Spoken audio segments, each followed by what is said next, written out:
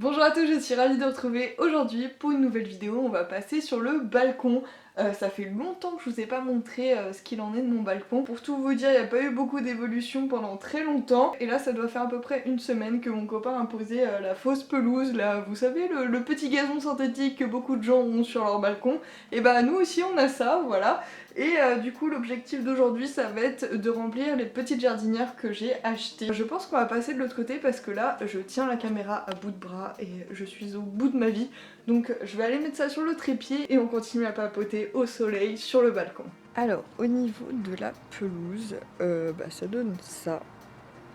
Donc là on voit pas trop, mais il y a des petites démarcations, mais bon, une fois qu'il y aura les plantes, une fois qu'il y aura peut-être une table ici, et on n'y verra que du feu.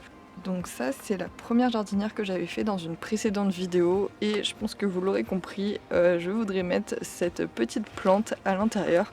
Donc si je me souviens bien, c'est une Ostéopernum.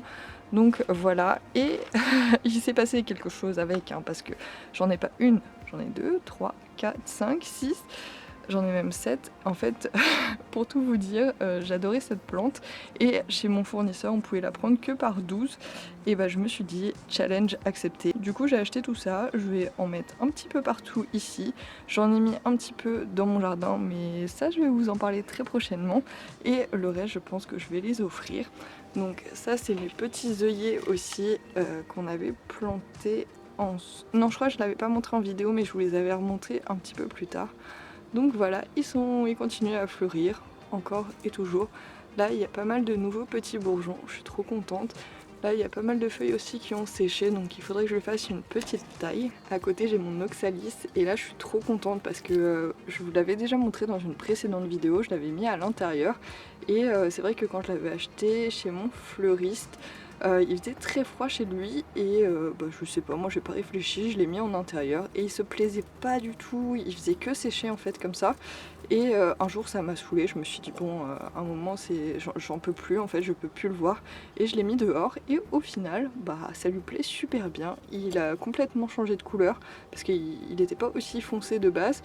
Et ici il plaît de ouf, et j'ai même l'impression qu'il adore être dans ce pot parce qu'en fait c'est un pot où il n'y a pas de trou au fond, et souvent l'eau stagne un petit peu. Moi ça me faisait peur, j'avais peur que les bulbes en fait pourrissent, et au final je sais pas, il vit sa meilleure vie, il adore, donc voilà, je suis contente. De temps en temps je vide quand même un petit peu l'eau, mais sinon il arrête pas de pousser. Il faudrait que je coupe aussi là, les petits restes d'avant, mais sinon il continue pas à sécher. Là je crois même qu'il me fait des fleurs. Donc voilà, tous les signaux sont ouverts, il a l'air de se plaire, donc je suis trop contente. À côté, dans ce cache-pot que j'aime beaucoup, c'est ma mamie qui me l'a donné. D'ailleurs celui-ci aussi, mais il est un petit peu cracra. Voilà, dans celui-ci, je pense que je vais en mettre une comme ça, mais je pense que je vais pas la rempoter vu que c'est un pot où il n'y a pas de trou.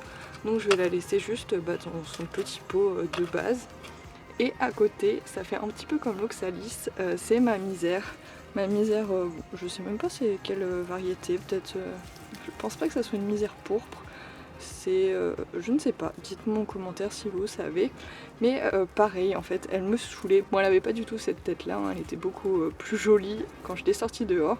Mais voilà, elle me sortait par les yeux, je pouvais plus la voir. En plus elle a eu 1 ou 2 trips, alors je me suis dit oh là là, alors celle-là j'ai pas envie qu'elle traîne à côté de mes autres plantes. Donc je l'ai sortie dehors, et clairement là j'ai l'impression que je l'avais tuée. Et au final je viens de voir qu'il y a des petites pousses qui sont en train de repartir. Donc il y a peut-être de l'espoir, peut-être que ça repart.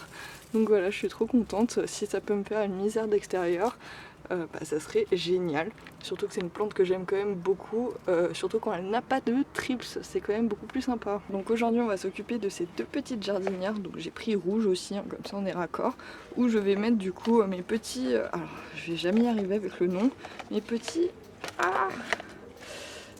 Ostéopernum. Donc voilà, je pense que je vais en mettre 2 dans chaque, et j'ai aussi des petites graines de plantes mellifères que je pense que je vais disperser dans chaque.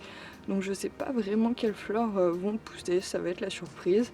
mais ça va être plutôt sympa de faire ça. Et du coup dans celui-là, de base j'avais mis, je crois que c'était un crocus ou quelque chose comme ça, mais non c'était une prime vert pardon, mais elle a pas du tout supporté l'hiver, donc je vais mettre une petite plante comme ça au milieu, parce que là c'est vrai que sinon ça fait un petit peu vide.